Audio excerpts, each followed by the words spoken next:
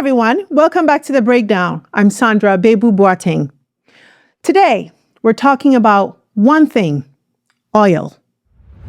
We now live on oil, sleep on oil, eat on oil, which is unfortunate. Because of the theft, it has created a scenario where there has been a stifling of investment in the sector. Government should know that we own the oil. If you want to get money, in fact, in Nigeria, you must struggle before you eat. Our tech is just beginning to pick up. Over the next few years, we'll become a very, very diverse economy. How much do you have to hustle? You have to hustle hard. It's been called the lifeblood of Nigeria's economy, the so-called blessing that was supposed to make the country rich. But instead, it might be the very thing holding it back. Nigeria is Africa's largest oil producer. You'd think that would mean booming infrastructure, thriving industries, and better lives for everyday Nigerians. But here's the uncomfortable truth. Oil makes up 80 to 90% of Nigeria's export earnings, yet contributes less than 10% to its GDP. Let that sink in. Almost 90% of what Nigeria sells to the world, yet less than 10% of what it produces for its people. So how can something that is so central to the economy do so little to drive real development? The answer? The wealth doesn't trickle down. It's captured by a small elite, while millions of Nigerians see little to no benefit at all. So today on The Breakdown, we're unpacking this contradiction. We're asking, why is Nigeria still so dependent on oil? Who really benefits from it? And what would it actually take to break free? But before we dive in, be sure to subscribe to our channel and hit the notification bell so you don't miss another critical conversation like the one we're about to have. All right, now before we dive into how Nigeria got here or how it can get out, we need to understand where things stand right now. Because to talk about oil as a lifeline or as a curse, you have to look at what kind of life Nigerians are actually living. Here's the picture in 2025. GDP per capita, around 2,400, one of the lowest among oil-producing nations. Yeah.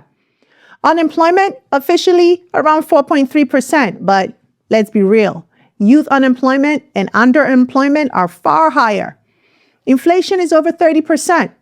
The cost of food, fuel, transport, everything is rising faster than wages. Poverty, nearly 40% of Nigerians live below the poverty line, 40%. Debt, it is piling up. Public debt is expected to hit 50% of GDP this year. Currency, I'm sure you've seen the headlines. The naira is falling, 1,400 naira to the dollar and climbing. Fuel, Nigeria produces crude oil, that's what we're talking about today, but spends millions importing the refined version. Security is fragile. Oil theft, pipeline sabotage, and insurgency are bleeding the system dry. Bottom line, the economy is hurting. And oil is at the center of it all. So when we talk about Nigeria being rich in oil, and it is rich, but we have to ask, rich for who? Because for most people, the reality is struggle. And oil, it's not lifting people up, no. It's propping up a system that's just not working. And we need to talk about it. So let's roll back the clock for a minute, okay? How did Nigeria become so dependent on oil in the first place? Because no, it didn't start as an oil country. Oil was recently discovered in the East. Nigerians are developing their industry with their own research methods and their own hands. Shell and BP found oil in Nigeria in 1956, 4 years before Nigeria got independence from Britain. There was huge hope for Nigeria then, a country of 45 million people. Princess Alexandra handed over control on behalf of the Queen. now finally free of the shackles of colonialism, with the bonus of having discovered this great resource that could fuel its own economy, make money that could be spent in Nigeria on Nigerians. I believe we made a very, very deadly mistake. We put all our eggs in one basket of oil. We even ignored gas. We were flaring gas, which is a very important commodity. In the 1960s, just after independence, agriculture was king. Cocoa from the west, groundnuts from the north, palm oil from the east. The regions were productive. They were competitive and generating revenue. Then came Oloibiri, 1956, the discovery of crude oil. And by the 1970s, Nigeria was swimming in petrodollars. Oil quickly became the state's main source of revenue. Why build up industries or tax citizens when oil money could fund everything? The military regimes of the 70s and 80s embraced this logic. Government became a distribution center for oil wealth. Infrastructure, contracts, public jobs, politics, elections, all subsidized by state oil revenues. That's right. But here's what got lost in that transition. Real economic productivity. That's right. Nigeria didn't build an economy. It built a cash flow system, hooked on oil prices and deeply vulnerable to shocks. We ignore agriculture. We should have been the centerpiece of our economic development. Let's go back to that statistic. Oil equals 90% of exports, less than 10% of GDP. What does this mean? Oil is fueling the treasury, all right, but not the economy.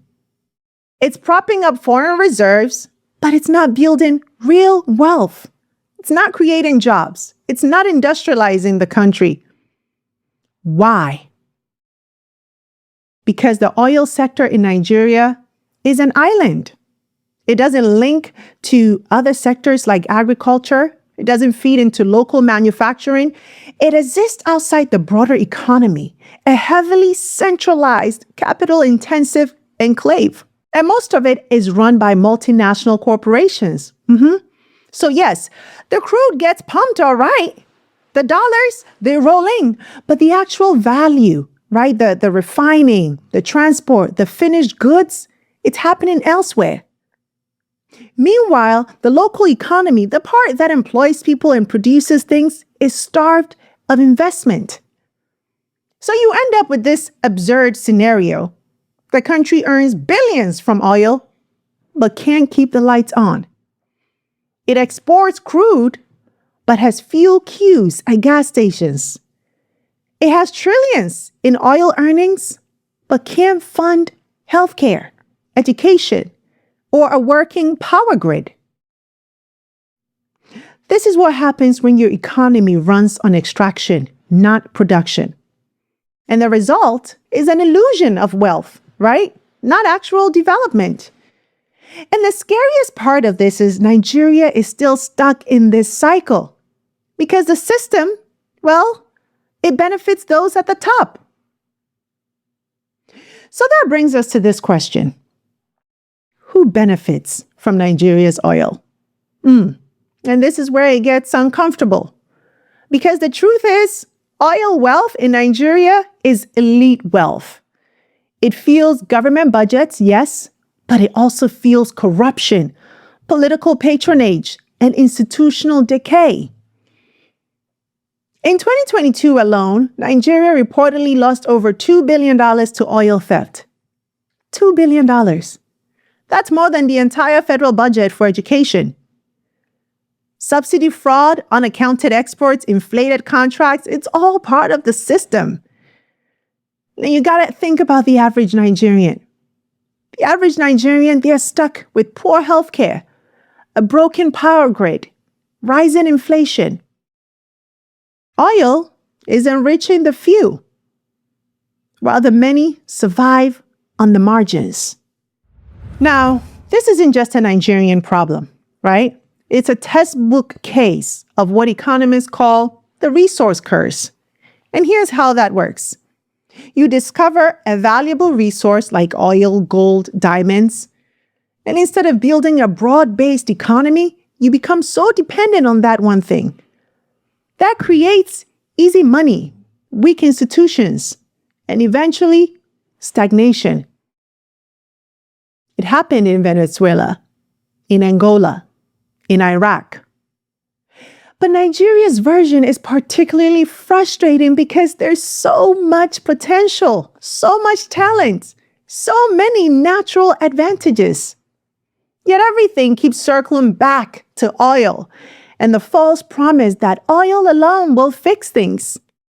A lot of people who have been making a very good living based on the kind of pickings from this trade, theoretically, much of that could disappear.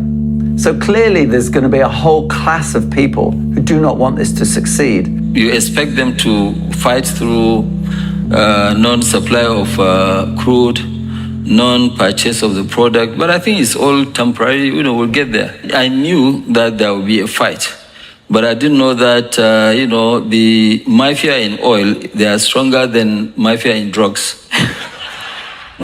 Now, Nigeria has been talking about economic diversification for over 40 years or so. But here's the problem. Oil dependency isn't just about economics. It's highly political. As I said, it benefits those in power. And that makes it harder to change. Nigeria's problem is very simple. It's leadership. It's who's willing to stand against the system, build a new system, root out corruption in the system. Who? That said, there is hope. The tech sector is growing, especially in Lagos. Agriculture still has enormous potential if it gets proper investment. And Nigerian entrepreneurs are building solutions in spite of the system. But the truth is, these sectors, they can't scale without structural reform. Right? First, fuel subsidies. Nigeria has spent trillions of naira over the years subsidizing fuel. The idea was to make petrol affordable for ordinary Nigerians, but in practice, the system is riddled with inefficiency, fraud, and elite capture. Subsidies benefit smugglers, they reward inefficiency, and they cost the country more than it spends on education and health combined. Ending fuel subsidies isn't just about saving money. It's about redirecting that money into real investments, roads, schools, power, and public services that actually change lives.